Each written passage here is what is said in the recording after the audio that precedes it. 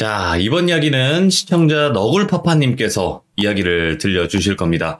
오늘 너굴파파님께서 해주실 이야기는 바로 허름한 여인숙에 관련된 이야기가 나올 것 같습니다. 바로 출발을 해보도록 할게요. 네, 안녕하세요. 아유, 오랜만이에요. 네, 정말 오랜만이에요. 네, 아이고, 잘 지내셨어요? 네, 네. 바쁘게 살다가. 아이고. 자, 오늘 너굴파파님께서 해주실 이야기가 허름한 여인숙의 배경을 또 요청을 해주셨어요. 네네. 간단하게 어떤 이야기일까요? 제 이야기는 아니고, 이제 제 친구한테 제가 여기 돌비님 시들모에 참여했었던 얘기를 해주고, 방송 소개를 좀 했었어요. 예. 친구들한테. 그랬더니 친구 중에 저도 사실 몰랐는데 이 친구가 흔히 말하는 이제 좀 명언을 가진 친구가 자기가 사실 이런 일을 겪었었고, 이런 일도 경험한 적이 있다. 그래서 전에 한번 듣긴 했었지만 그 친구가 뭐 영환이 있다 이렇게 생각을 못 했었거든요. 예. 근데 이제 그 얘기들을 다시 한번 얘기해 주면서 얘기들을 수집을 했죠, 제가. 좋네요. 근데 이제 그 친구가 겪었던 일들 중에 한 가지고 여인숙과 관련된 건 아니고 그냥 이야기 중에 여인숙이 배경으로 등장을 할 거예요. 네. 알겠습니다. 그럼 바로 한번 들어보도록 하겠습니다. 렛츠 고! 기리십니다. Let's get it!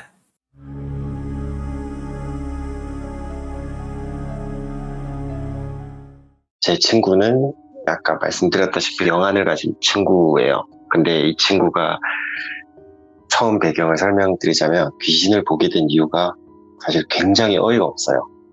다른 분들 시참도 제가 많이 들어보고 있지만 보통은 일반적으로 영안을 가지신 분들은 뭐 태어날 때부터 태아일 때 목에 탯줄을 감고 태어났다든지 아니면 뭐 사주가 그 윗대 조상님들부터 이런 영안을 가지신 분이었다든지 이런 사주를 갖고 태어나시는 분들이 본다고 알고 있는데 네. 이 친구의 주장대로만 얘기를 빌려서 그대로 말씀드리자면 친구가 영안을 가지게 된 이유는 굉장히 어이가 없어요. 저희 초등학교 저학년 때 제 어린 시절 학교 앞 문방구 같은 데 가면 금액은 정확하게 기억 안 나는데 한 1,200원 정도 했겠죠. 그 초등학교 저학년생들 손바닥보다도 작은 그 정도 크기의 공포 모음집 아니면 뭐 만드기 시리즈 이런 책들을 팔았었어요. 오랜만이다. 예. 그런데 그 책들을 여러 권 사서 보는 게 그 친구 취미였던 거예요. 그 중에 이제 공포 모음집 이런 거를 수업 시간에 손바닥만한 크기니까 되게 작으니까 숨겨서 이렇게 몰래 보던 중에 친구가 그 공포 모음집 중에서 귀신 보는 방법이라는 제목의 글을 본 거예요. 오? 예? 근데 그 친구 말을 빌리자면 이제 방에서 벽면을 보고 옆으로 누워서 두 눈에 힘을 꽉 주고 잠들었다가 잠에서 딱 깨는 순간 눈을 바로 딱 뜨면서 벽 한 곳에 초점을 두고 가만히 응시를 하면 벽면 속에 갇힌 귀신의 모습을 볼 수 있다 뭐 이런 내용이었다고 해요. 예. 그래서 이제 신난 친구는 그날 바로 집에 가서 잠들기 전에 그 책의 내용대로 했고 잠에 들었다가 새벽에 잠깐 잠을 깨서 책 내용대로 했더니 그 벽 속에서 아줌마 귀신이랑 눈을 마주쳤다는 거예요. 굉장히 섬뜩한 모습에. 그래서 그대로 기절을 했대요. 그러고 다시 잠에 들었고 다음날 아침에 눈을 떴을 때 그때부터 지금까지 학교나 뭐 학원이나 살면서 곳곳에서 못 보던 영가들이 이제 눈에 들어오기 시작했다더라고요. 되게 어이없는 이유로 영안이 트인 건데 친구는. 근데 그날을 아직까지도 후회하고 있어요. 그 친구는. 그러지 말걸, 그 책대로 하지 말걸 하고. 이후로 그 친구가 이제 습관이 된 게 눈을 자꾸 한 번씩 마주치면 마주친 그 영가가 항상 한 며칠을 자기 근처에 따라 붙더래요. 그래서 이제 그게 너무 싫어서 음침한 기운 들거나 하면 허공이나 일정한 곳 응시하는 습관을 이제 가지게 된 거예요. 일부러 안 보려고 다른 곳에 시선을 집중하려고. 이거는 배경이고 이제 본 이야기로 들어갈게요. 제 친구가 지금부터 약 4년 전부터 사업을 시작했어요. 개인 사업을. 지금 하는 일이 뭐냐면 편의점에 그 빵류 제품들 판매하는 거 아시죠? 알죠. 그런 빵들 팔 때 보면 그냥 빵만 포장되어 있는 거 말고 얇은 플라스틱 용기에 담긴 그런 빵들이 있는데, 그런 플라스틱 용기 틀을 제작해서 공장에다 납품하는 업체예요. 네, 그런 공장을 하나 하고 있는데, 뭐 업무 강도로만 따지면 되게 덥고 습하기도 하고 근력도 필요로 하고 뭐 이런 일이라서 처음에는 한국인 직원들을 채용을 해서 시켜봤더니 대부분 오래 못 버티더래요.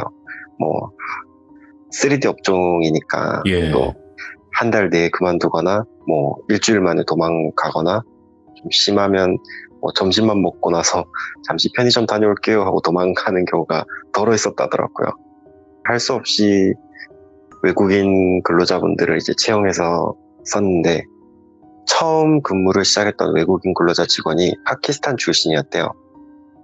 그분이 되게 열심히 일도 하고 뭐 숙식도 친구 공장 내에 작은 컨테이너가 있는데 그곳에서 해결을 했대요. 예. 친구가 이제 원룸을 구해주겠다, 편하게 지내라 이랬는데 자기는 월세도 아깝다고 그냥 여기서 지내면 된다고 이렇게 거절을 했다 하더라고요. 예. 그렇게 뭐 한 두어 달 지나고 그 직원은 일도 숙련이 좀 됐고 점점 적응하던 중이었는데, 근데 친구가 신경 쓰이던 게 이 직원이 처음 왔을 때랑 다르게 날이 갈수록 좀 수척해져 가더래요. 왜 이렇게 많이 힘이 없어 보이지? 좀 살이 빠져 보이지? 이런 걱정이 돼서 일이 힘들어서 그런가 싶어가지고 걱정이 되니까 보양식을 사 먹이기도 하고, 한여름에는 컨테이너 생활하는 게 너무 더울 수 있으니까 컨테이너에 에어컨도 설치를 해주고 자기 사비로 그렇게 했는데도 직원이 자꾸만 점점 기력이 약해져 가는 모습, 그런 게 눈에 보이더래요. 티가 나게. 그러던 중에 어느 날 아침에 출근을 해보니까 먼저 설비를 가동하고 업무 중이었어야 될 그 외국인 직원분이 안 보였던 거예요. 그래서 설마 또 이 친구가 일 열심히 하다가 또 도망갔나 힘들어서 그런 마음에 체념을 했다가, 혹시 하는 마음에 그 직원이 지내던 컨테이너 문을 열어봤대요, 살짝. 예. 근데 그 직원이 분명 한여름인데 두꺼운 담요를 다 뒤집어 쓰고 에어컨도 꺼놓은 채로 땀을 뻘뻘 흘리면서 쓰러져 있었대요. 예. 너무 놀래가지고 와, 이거 큰일 났다, 어디 아픈가 보다 싶어가지고 구급차를 부르고 급하게 병원으로 데려갔는데, 병원으로 가던 그 앰뷸런스 안에서 그 직원이 친구한테 계속 친구가 못 알아듣는 말을 막 하더래요. 사장님 이렇게 부르는 것까지는 알겠는데 야하 구트 구트 막 이런 말을 하더래요. 근데 이제 구트 구트 이러니까 굿이라는 영어라고 생각을 하고 친구는 자기가 지금 너무 아픈데 병원 데려다줘서 너무 고맙습니다 사장님, 사장님 굿이다 이런 말인 줄 알고 괜히 뿌듯해했다더라고요. 예. 처음에는. 그렇게 중얼중얼거리다가 직원이 병원 도착하자마자 좀 안심을 한 건지 픽 쓰러져서 기절을 해버렸고, 한참을 치료받다가 나중에 정신을 차렸대요. 근데 그 직원이 깨자마자 친구한테 자기 지금이라도 혹시 집 구해줄 수 있겠냐고 이렇게 물어봤다 하더라고요. 예. 근데 이제 공단 내에 신축 원룸들이 많이 지어지던 중이라서 이제 공실도 많았고 이래가지고 친구가 당일날 바로 부동산 문 연 곳을 찾아서 원룸 한 곳을 계약을 해줬대요, 가까운 곳에.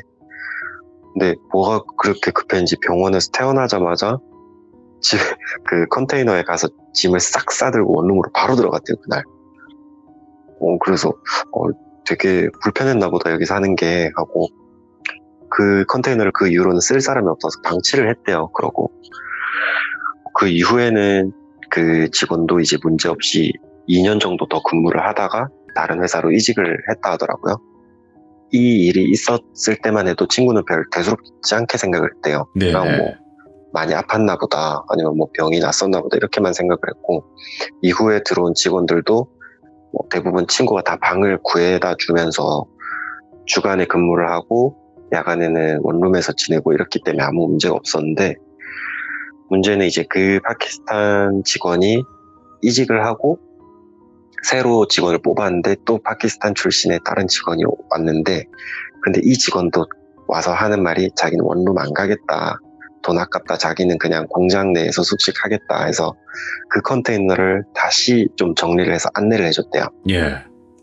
그럼 여기서 지내라. 여기 뭐 에어컨도 설치돼 있고 지내는데 불편함은 없을 거다. 이러고 안내를 해주고, 그 직원도 초반에는 진짜 다른 나라 출신 직원들이랑도 문제없이 잘 어울리고 일도 진짜 열심히 하려고 하고 배워 나가던 중에 그 직원이 하루는 이 친구한테 한국말이 좀 서툴러서 당시에는 손짓 발짓 막 써가면서 뭔가를 막 설명하더래요. 천천히 들어보고 막 이해하려고 해보니까 자기 말고 여기서 지내는 다른 직원 또 있냐는 걸 물어보더래요. 오. 그래서 친구가 아니 없다고, 너밖에 여기서 안 잔다고. 그러니까 그 직원이 다행이라는 투? 그 약간 그런 투에 한숨을 한번 후 하고 내뱉고는 별말 없이 일하러 가더래요. 근데 그날 이후로 이 직원이 좀 친구가 보기에는 좀 이상한 행동을 좀 하기 시작하는데, 저녁을 먹고 잠깐의 야간 업무가 있었어요. 잔업이 있으면 한두 시간 정도. 야간 업무를 딱 마치면 저녁 이제 식사 때 자기가 먹던 음식에서 조금 따로 빼놨던 그런 음식들 조금을 작은 접시에다 골고루 담아서 공장 한쪽 바닥에다 두고 벽에다 손을 이렇게 딱 짚은 채로 뭐 조용히 자기 나라 말로 주문 같은 걸 막 외우더래요. 예. 도대체 뭐 하는 거냐 싶어가지고 뭐 그냥 쟤네만의 뭐 종교 의식인 건가 싶어가지고 그냥 냅뒀대요. 신경 안 쓰고. 그리고 뭐 아침 일찍 제일 먼저 출근해서는 그 음식들은 또 언제 그랬냐는 듯이 싹 치우고 막 밝게 일하고 하니까 친구는 크게 신경을 쓸 필요가 없었다고 생각했대요. 근데 그 직원이 온 뒤로 친구 사업이 진짜 엄청 가파르게 성장을 한 거예요. 되게 소규모 업체였거든요. 예. 업장 자체도 작고 직원 수도 작고 작은 회사인데 규모 자체가 다른 거대한 경쟁업체랑 입찰해서 붙어서 이긴 거예요. 진짜 계란으로 바위치기 격이었는데 그런 입찰에서도 이기고 수주도 막 폭발적으로 늘어나고 막 이러면서 거짓말 조금 보태갖고 친구 말로는 앉아서 돈 세다 퇴근한다 할 정도였대요. 이야, 그 당시에. 예. 그렇게 한 1년쯤 지나고 그 친구가 비자 문제가 생겨가지고 잠시 본국에 다녀왔어야 된다는데 그 직원이 본국에 다녀와야 될 때쯤이 저희가 지금 많이 힘든 그 코로나가 예. 시작되는 시기였어요. 초창기. 네. 그러다 보니까 우리나라에서 출국은 가능한데 그 나라에 입국되고 나면 다시 한국으로 돌아오기가 너무 힘든 상황이었던 거예요. 그러다 보니까 그 친구도 그 사실을 알고 있었고 사장인 제 친구도 그 직원한테 상황을 설명을 했대요. 이렇게 예. 이렇게 돼서 네가 본국에 돌아가면 다시 우리 회사에 못 올 수도 있을 것 같다라고 하니까 그 친구가 이제 조금 늘었던 한국어랑 막 영어로 뭔가를 막 얘기를 하더래요. 대충 그 얘기를 정리를 해보면 사장님 여기 사실 공장에만 붙어있는 귀신이 있는데 내가 처음 봤을 때는 걔 모습이 너무 무섭게 생겼다. 흉측했다. 근데 너무너무 말라서 뼈밖에 안 보이더라. 매일 먹을 걸 이렇게 챙겨주고 매일 좋은 곳으로 옮겨가길 축복을 해줬다. 근데 내가 다시 못 돌아오면 저 애는 또 굶을 것 같다. 그러면 우리 회사 힘들 거고 사장님 아플지 모른다. 그러니까 사장님이 대신 저 아이 좀 살펴줘라 그랬대요. 네.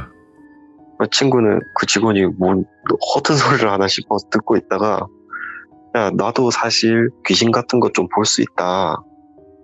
그 친구는 영안이었으니까 나도 귀신 같은 거 좀 볼 수 있는데 나는 한 번도 우리 공장에서 그런 귀신 본 적이 없어 이렇게 말을 했대요. 그러니까 그 직원이 하는 말이 그 아이가 사장 있을 시간에는 숨어서 없다. 근데 밤에 직원들 다 퇴근하고 나면 뭐 먹을 만한 거 없나 공장 곳곳을 살피고 다녔다. 이러는 거예요.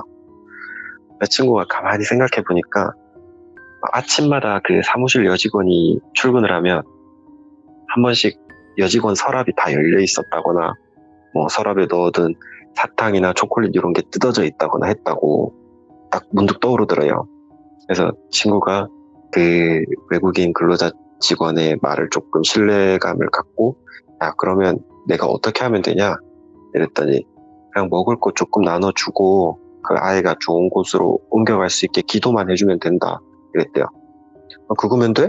그렇게 간단해? 이랬더니, 그 외국인 직원이 하는 말이, 나도 한국 귀신은 잘 모른다. 근데 일단은 배고파 보이는 애라서 내가 그렇게 했을 뿐이다. 적어도 배불리만 만들어주면 사람 안 괴롭히고 사장 도울 거다. 이랬대요. 근데 이거 말하는 게 뭘 좀 이쪽 연가나 이런 쪽을 좀 아는 앤가 싶어가지고, 야, 너 파키스탄에서 뭔 일 했냐? 이렇게 물어봤대요. 예. 그러니까 그 직원이 웃으면서 하는 말이, 자기가 젊을 때 파키스탄에서 퇴마사였었대요. 오, 예. 파키스탄에서 퇴마를 하던 사람이었는데, 그냥 영감도 많이 떨어지고 파키스탄 귀신들이 자기 힘을 더 이상 안 무서워하고 이래서 다른 돈벌이가 없으니까 그냥 한국으로 넘어온 거다, 이렇게 말을 했다는 거예요. 예. 그 직원 말을 믿자야 본전이야 생각하고, 알겠다, 내가 그렇게 할게 하고 약속을 했대요. 그러면서 내친 김에 옛날에 그 일하던 직원이 너랑 같은 파키스탄 출신이 있었는데 한번 쓰러졌었다. 근데 걔가 구급차 실려가면서 나한테 구트 구트 이러던데 그거 뭔 뜻이냐? 이렇게 물어봤대요. 그것도 귀신이랑 연관이 있는 거야? 이랬더니 그 직원이 또 웃으면서 말해주는 게, 사장님, 구트가 파키스탄 말로 고스트 이랬대요. 귀신. 그러니까 그 직원도 봤던 거예요, 그 귀신을. 오. 그래서 거기서 안 자겠다고, 당장 나가겠다고 그렇게 말했던 거고. 그러고 그 이후에 그 직원이 고향에 돌아가고, 친구는 지금도 매일 그 아이 귀신이라는 그 영가 밥을 챙겨주고 있고, 예. 아주 가끔씩 해 뜨기 전에 새벽에 가장 먼저 출근하는 날이 있대요. 한 번씩, 진짜 가끔. 네. 그런데 그럴 때 현장 문을 딱 열면 되게 작고 까맣고 눈만 땡그랗게 보이는 아이 영가가 있는데, 밥 먹다가 말고 자기한테 절을 한대요, 자기를 보면. 예. 절을 꾹뻑하고는 천천히 사라지는 걸 몇 번 목격했다 하더라고요. 그 아이 영가를 챙겨주고 뭐 그 덕분인지 몰라도 지금 솔직히 힘들잖아요. 작업자분들도 힘드시고 많이 개인 힘들죠. 사업하시는 분들, 네, 다 힘든 요즘인데, 친구 사업은 다행히도 코로나 때 이후에도 이전이랑 크게 다를 것 없이 계속 꾸준히 성장 중이고요. 야, 그런 말은 있어요. 그러니까 귀신한테 잘해줘서 이제 그런 보답을 받을 순 있다라는 얘기는 들어봤는데, 이게 뭐 보여야 뭐 하든가 말든가 할 텐데. 그렇죠. 이 친구는 직접 보고 겪을 수가 있으니까. 네, 그치. 또 이게 인복이라는 게 친구 말로는 그러더라고요. 그 직원을 자기 회사 직원으로 채용한 것도 내 인복이지 않나 싶다, 이렇게 말하더라고요. 그건 어떻게 보면 그 직원 없어. 덕분에 네, 그 영가의 존재를 확인할 수 있었고, 그러다 보니까. 이야, 소름 돋는 이야기면서, 야, 또 신기한 이야기이기도 하네요. 네. 근데 친구분께서 영환이 트인 방법이 너무 진짜 어이가 없긴 그렇죠. 하다. 네, 저도 사실 친구가 아까도 말씀드렸지만 이 친구가 네. 영환이라는 것도 몰랐고, 저는 한 번씩 스쳐 지나가면서 보거나 느끼거나 하지만, 저도 사실 이 친구한테 내가 이런 거라서 한 번씩 봐, 이렇게 얘기한 적은 없거든요. 그러다 보니까 그 친구도 저에 대해서 몰랐고, 되게 오랜 친구인데도 저도 그 친구에 대해서 아무것도 몰랐던 거예요. 아시다시피 영환분들이 친구분들한테 나 귀신 본다 이렇게 얘기 잘 안 해요. 실제로 안 그쵸. 믿어주니까 어차피. 안 믿어주는 것도 있고, 괜히 네. 절 좀 이상하게 보거나 좀 거리를 두거나 할까봐 말 못한 그러니까. 것도 있죠. 네. 두 번째 이야기로 넘어갈게요. 이제 요거는 앞전 얘기보다 훨씬 과거의 얘기예요. 네. 앞선 이야기의 그 친구가 주인공이고요. 그 친구가 직접 해줬던 20살 시절 군대 입대하고 군 생활 중에 겪은 실화 2가지입니다. 네네. 네, 친구는 이제 군대를 모 사단의 헌병대로 가게 됐어요. 헌병은 보통 이제 키가 남들보다 크거나 체격이 좋거나 아니면 외모가 빼어나거나 이런 훈련병들을 뽑아가거든요. 예. 근데 솔직하게 말씀드려서 이 친구는 키도 작고 체격도 그렇게 좋지 않고 외모도 막 썩 뛰어난 편은 아니에요.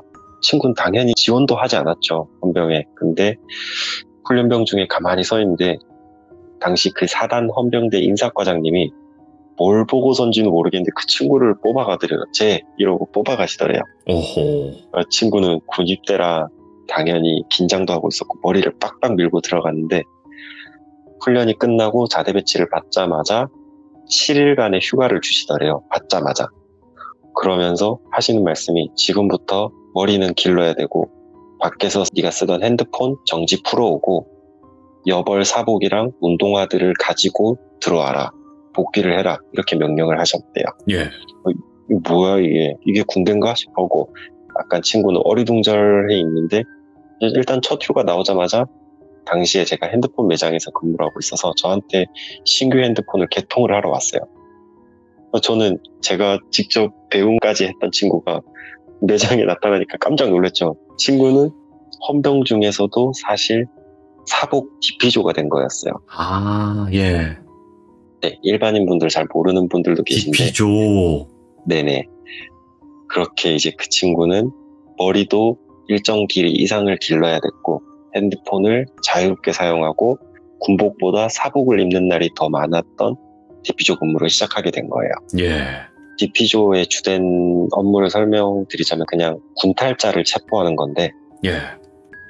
장기 군탈자거나 혹은 이제 소총 아니면 군에서 쓰이는 탄약 같은 걸 탈취해서 군탈한 장병들을 사복을 입고 위장 잠복하다가 오. 예상 이동 경로나 제보가 들어오는 위치에서 대기하다 잡는 업무거든요. 그냥 군 경찰이죠, 뭐, 어떻게 보면. 그렇죠. 네. 군 경찰이죠. 그렇기 때문에 24시간 핸드폰 내에서 이제 알림만 뜨면 자다가도 이제 씻다가도 막 출동을 한다 하더라고요. 친구가. 예. 근데 요 디피조는 절대 1인 1조로 움직일 수가 없대요. 그렇게 운영이 되는데 문제의 첫 번째 사건이 친구가 일병 때 30일 정도 장기간 휴가를 나온 거예요. 휴가 당시에도 제가 얘기를 들었었는데 이번 시참 때문에 제가 한 번 더 그 친구한테 야 그때 그 무슨 일이었지? 하고 한 번 더 들었거든요. 네. 지금 생각해도 좀 기묘하긴 하더라고요. 어떤 일이었냐면 당시 일병 간 지 얼마 안 됐던 친구가 여느 때처럼 군딸자 정보를 통해서 예상 경로 주변을 순찰 중이었대요. 과튼조 선임이랑 이렇게 순찰을 돌다가 PC방을 들어가서 이제 둘러보는데 뭔가 이상한 게 보이더래요. 친구 눈에. 이렇게 PC방 좌석이 쭉 줄지어 있는데 그 사람이 바글바글 하잖아요. 예. 근데 유독 한 사람 어깨에 좀 나이 지긋하신 할머니가 등짝을 막 때리시면서 막 목 놓아 울고 계셨다는 거예요. PC방의 할머니 조합도 굉장히 어색한 상황인데 더 이상한 거는 그 사람도 아무 반응을 안 보이고 목 놓아서 울고 있는데 저 큰 소리에 주변 아무도 신경을 안 쓰고 있었다는 거예요. 그 친구가 선임한테 잠시 화장실 다녀오겠다 말을 하고 그 자리 옆을 이렇게 지나가면서 곁눈질로 살짝 봤대요. 근데 모자를 푹 눌러 쓰고 컴퓨터를 하고 있는 남자 그 뒤로 아까 그 할머니가 펑펑 울면서 이제 사투리로 우리 애기 너무 뭐라 하지 마이소 막 그랬다는 거예요. 예. 근데 못 봤던 반대쪽 얼굴이 딱 눈에 보였는데 한눈에 봐도 아 사람은 아니구나 싶을 정도로 심하게 부패가 되어 있었대요. 그래서 이제 화장실에 도착을 해서 이상한 느낌이 들어서 장기 군탈자 목록을 막 살펴보는데 해당 지역이랑 전혀 다른 상관없는 다른 지역에서 거의 12년째 당시에 12년 정도 잡히지 않고 탈영 중이었던 장기 군탈자 특징이랑 너무 흡사하더라는 거예요. 우와. 12년이면 진짜 어마어마한 기간 동안 안 잡힌 거거든요. 예. 보통 평균적으로 군탈을 하면 평균적으로 2달 내에 다 잡힌대요. 금방 잡혀요. 예, 맞아요. 네, 길어봐야 2달 내에 다 잡힌대요. 예. 근데 12년을 안 잡힌 거예요, 이 사람이. 그래서 곧바로 나가서 친구가 같은 조 선임한테 해당 사실을 알렸고 이제 도주 경로를 다 막아둔 채로 그 남자한테 신분증 요청을 했대요. 예. 그러니까 황급히 놀라면서 도망치려는 걸 그 현장에서 붙잡았대요. 체포를 했대요. 그렇게 체포를 하고 이제 수사과에 넘기고 수사 과정에서 이제 친구가 전해들은 얘기는 그분이 좀 안타깝게도 사실 부모님을 어린나이 일찍 여의시고 할머니랑 두 분이 생활하던 분이셨대요. 예. 근데 그 남성분이 이제 군 입대를 하셔야 될 나이가 왔고 그걸 병무청에다가 계속 얘기를 했는데도 이 부모님이 생존해 계신 걸로 전산상에 남아 있어서 군 입대를 미룰 수가 없었다는 거예요. 어쩔 수 없이 군 입대를 하시게 됐고 안타깝다. 이제 네, 그렇죠. 그런데 연세가 많으셨던 할머님이 손자 보살핌 없이 혼자 생활하시기가 너무 힘드셨던 거예요. 네. 그래서 이제 조모님이 안타깝게도 고독사를 하시게 됐고 어휴. 찾아오는 분이 없으니까 빨리 발견되지가 않아서 바닥 한쪽 면에 이렇게 얼굴을 대시고 쓰러지신 채로 이제 사후 부패가 좀 많이 진행된 뒤에 발견이 되셨던 거예요. 냄새 예. 때문에. 그렇게 이제 군대 내에서 할머니 부고 소식을 듣고 그 남성분이 할머니 장례를 위해서 휴가를 나갔다가 장례를 치르고 이복귀 군탈자가 됐던 거예요. 예. 솔직히 복귀하기 싫었겠죠. 군대가 우리 할머니를 이렇게 만들었다는 원망감도 있었을 거고. 어찌됐든 친구는 이제 그 장기 군탈자분을 잡고 포상휴가를 받아서 휴가 신고를 하려는데 그 당시 인사과장이셨던 그 간부님이 갑자기 뜬금없이 그런 말씀을 하셨대요. 너 눈에 남들 못 보는 다른 게 좀 보이지? 그것 때문에 잡은 거 아니야? 그랬대요. 예. 그래서 네 맞습니다 했더니 그래 딱 여기서만 그 눈 필요한 만큼만 쓰고 전역하고 나면 좋은 것들만 보고 밝은 것들만 봐라. 잘했다 이러셨대요. 우와. 예. 근데 그분이 어떻게 친구가 영환이었다는 거 아신 건지는 친구도 당시에 못 물어봤대요. 너무 이제 계급이 영광급이시고 이래가지고 예. 그렇게 못 물어봤대요. 그냥 대답만 했지. 그 사건이 그렇게 넘어갔고 그 친구가 이제 전역하기 전에 한 번 더 평생 잊지 못할 경험을 하게 되는데 그 친구가 짬도 어느 정도 찾고 고참급이었을 때 잠을 자던 도중에 알람이 울려서 깼는데 출동을 하면서 보니까 분위기가 평소랑 달랐대요. 출동 전부터 일반 군인들과 다르게 DP조에게는 K5 개인화기가 지급된다 하더라고요. 차요? 권총. K5. 아.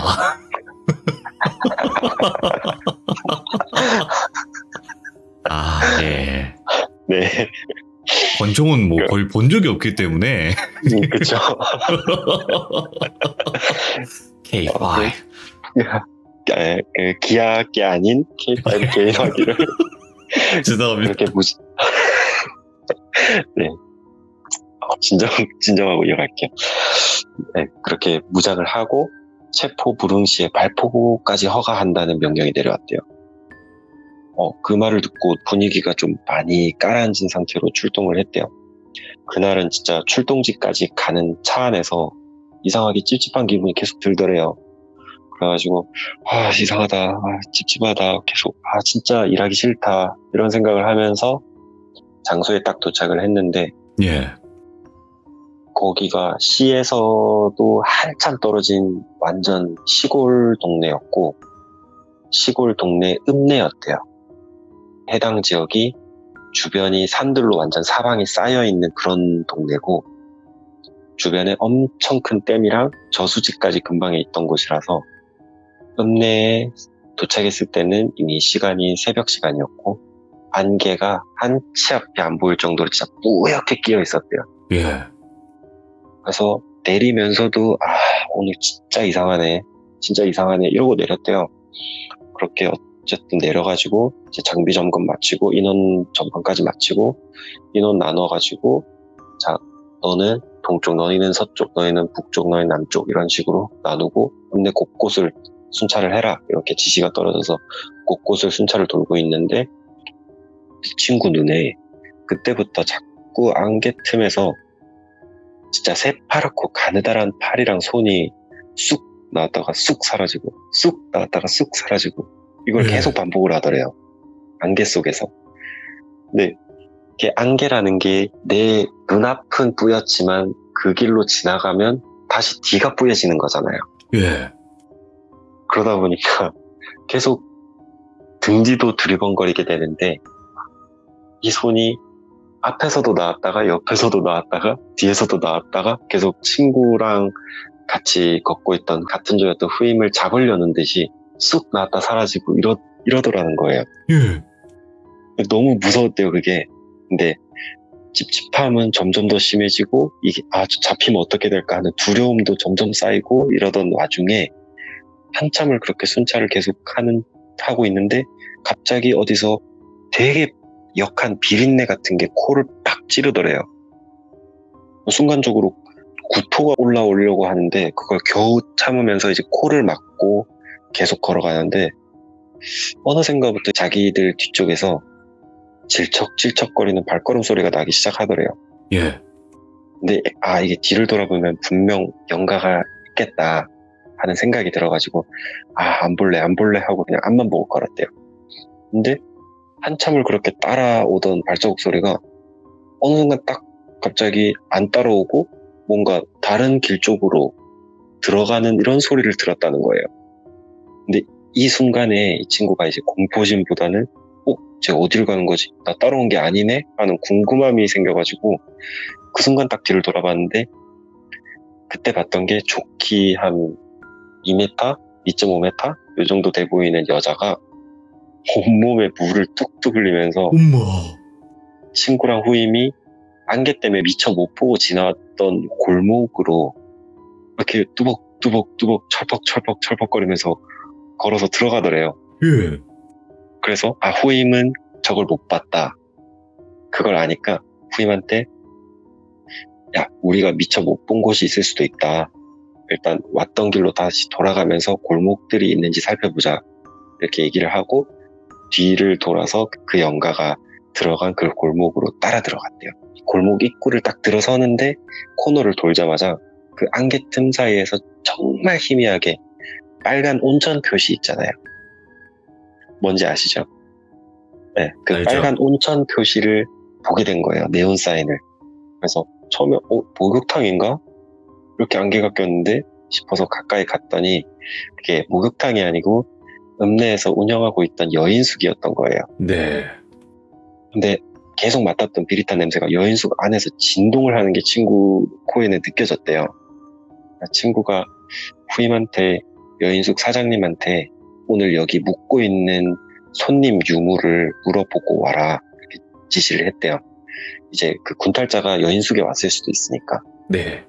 그랬더니 후임이 여인숙에 들어가더니 누군가랑 막 대화를 하더니 금세 나왔대요. 나와서 하는 말이 할아버지 사장님 계시는데 물어봤더니 할아버지가 장기 투숙하는 일용직 근로자분 2분 계시고 아무도 없대요. 여기 나라 지키는 군인들이 뭐하러 왔냐고 나가라고 아무 일 없다고 그 말을 했대요.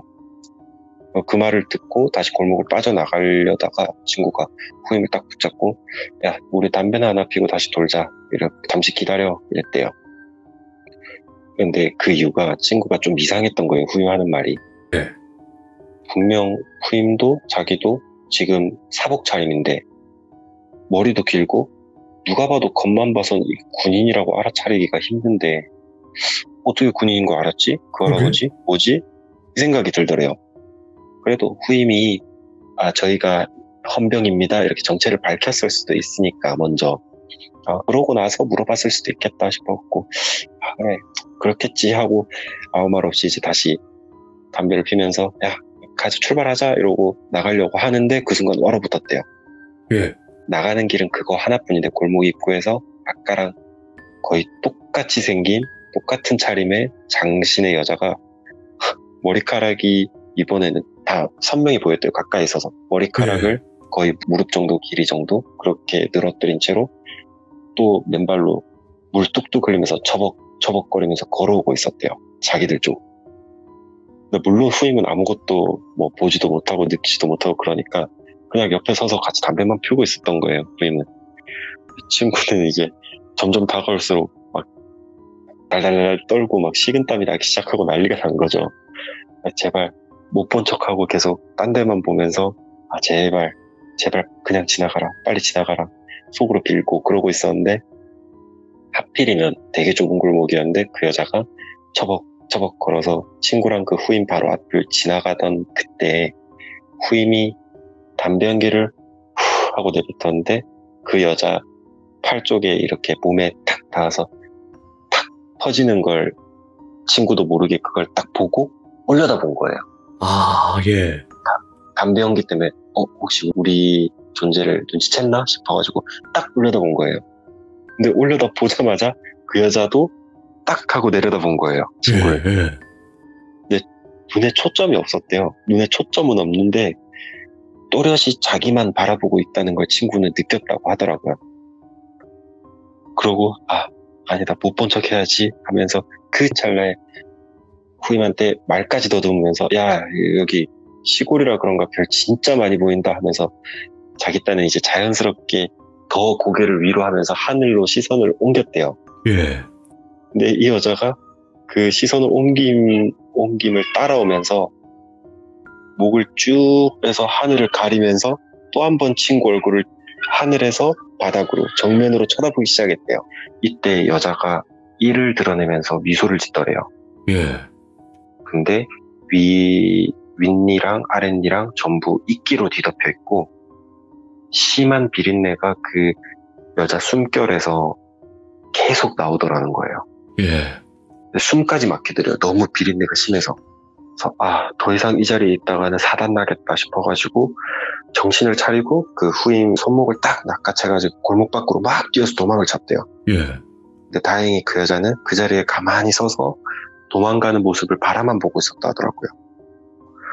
그렇게 골목을 빠져나와서 막 이제 두려움에 떨고 있는데 안개 속에서 다른 조 인원들이 순찰을 돌다가 이제 지나가면서 보이기 시작한 거예요. 그래서 야 일로 와 이렇게 불러가지고 이제 사람도 많아졌겠다. 긴장을 좀 풀면서 다른 조 인원들이랑 막 얘기를 나누고 있었대요. 뭐 없었어? 뭐 거긴 없었어? 막 이렇게 막 얘기를 나누고 있었는데 그렇게 한참을 한 10분, 20분 정도 얘기를 나누던 중에 얘기하는 도중에 또 비린내가 심해서 고개를 살짝 돌렸더니 세 번째로 똑같은 모습의 여자가 그 골목으로 또 천천히 들어가고 있었던 거예요. 예. 또 처벅처벅거리면서 그 순간에 친구가 딱 뭔가 직감을 했대요. 저 여인숙에 뭔가 있다 분명. 이 골목이건 저 여인숙이건 뭔가 있다 싶어가지고 현장 다 같이 출동했던 소대원들 중에 고참급 일부만 불러다가 여인숙에 한번 들어가 봐야 되겠다 생각을 하고 아까 함께 갔던 그 같은 조 후임한테는 너 다른 조 인원이랑 재편성해서 다른 쪽 순찰 좀 가라 그렇게 지시를 하고 6명의 인원을 모아가지고 다시 그 여인숙으로 갔대요. 조심조심 골목을 딱 들어갔는데 아까랑 뭔가 분위기가 달라서 뭐가 이상한데 하고 여인숙 앞에 딱 갔더니 아까 분명 그 후임과 봤었던 그 여인숙 네온사인, 그 온천 모양 네온사인 있잖아요. 예. 그 네온사인은 온데간데 없고 이미 여인숙은 폐업한 모습인데다가 여인숙 입구에는 이제 폴리스라인 같이 폴리스라인은 아니고 공사 중 진입 금지 이런 테이프 아시죠? 노란 테이프. 예. 네, 그게 이렇게 X자로 대문에 쳐져 있는데 한쪽만 이렇게 뜯겨져 있더라는 거예요. 뭐야? 그 순간 친구가 머리털에 다 쭈뼛 서면서 와 이거 나 홀렸던 건가? 그 후임도 나도 이렇게 생각을 했대요. 예. 그러면서 그러면 그 후임이 들어가서 누구랑 대화를 한 거지? 하는 생각까지 딱 든 거예요. 예. 이제 같이 간 6명 그 일행들한테는 여기서 있었던 일을 얘기해봐야 좋지 않겠다. 근데 그건 얘기했대요. 여기 뭔가 느낌이 좋지 않다. 우리가 한번 순찰을 하긴 했는데 안에 이상한 게 있는 것 같아서 다시 온 거다. 이렇게만 얘기를 했대요.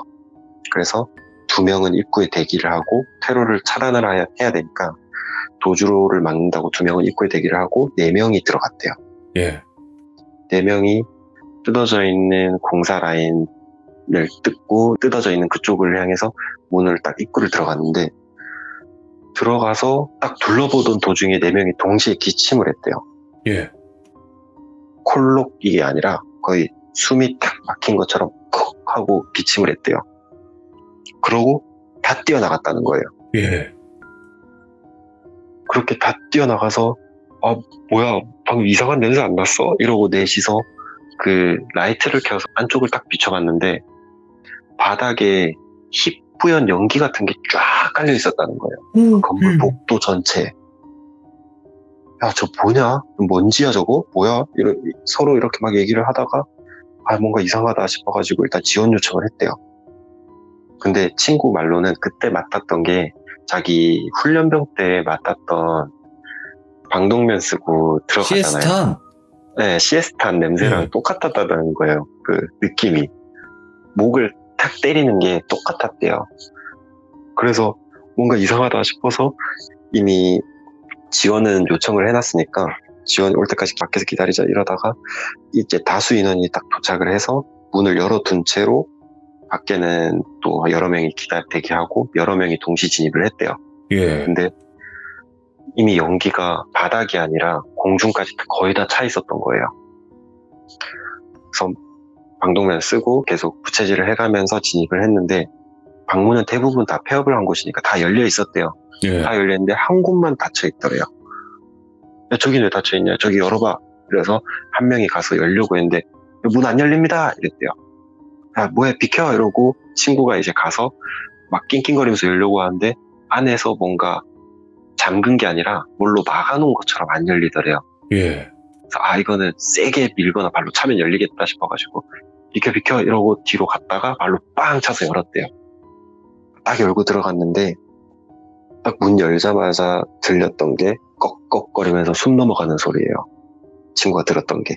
알고 보니까 그 군탈자가 방문 못 열게 가구로 다 막아두고 방 안에다가 이제 좀 안 좋은 선택을 하신 거예요. 그 숯이랑 뭐 아이고. 네, 번개탄 이런 거를 해가지고 연탄 이런 걸로. 네, 수십 개를. 와. 그래서 이제 급히 살려야 되니까 사람을 급히 이제 군용 앰뷸런스가 있어요. 그것도 항상 같이 출동한다 하더라고요. 항상 그렇게 바로 실어서 병원으로 이송을 했는데 이제 그분도 안타깝게 뇌사 상태에 빠졌다가 금방 돌아가셨다 하더라고요. 예.